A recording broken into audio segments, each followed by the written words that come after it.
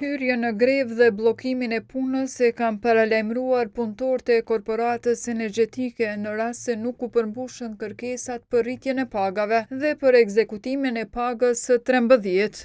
Këtë paralajmërim ata e kanë bërë nëpërmjet protestës që e mbajtën para zyreve të Kekut, për të shprehur pakënaqësi për trajtimin e tyre financiar, si dhe për kushtet e punës në termocentrale. Na për momentin gjendem në katastrofë. Kushtet që kemi na punëtorët e Kekut, veç ata të burgosit i kanë pak si na njëjtë. Ne një rrugë veç për ekzistencë faktikisht.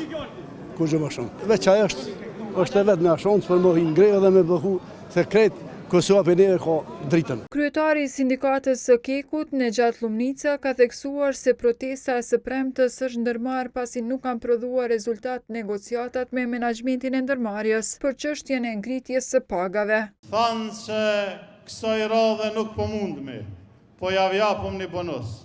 E pranuam, por u dakorduam që në fund vetë të ndodhë kjo. Në fund vetë nuk po ndodhë asgjë. Deri mbrëm kemi negociuar dhe jemi takuar me bordin dhe menaxhmentin e Kekut. Nuk afruan asgjë. Arsyeja është e thjeshtë.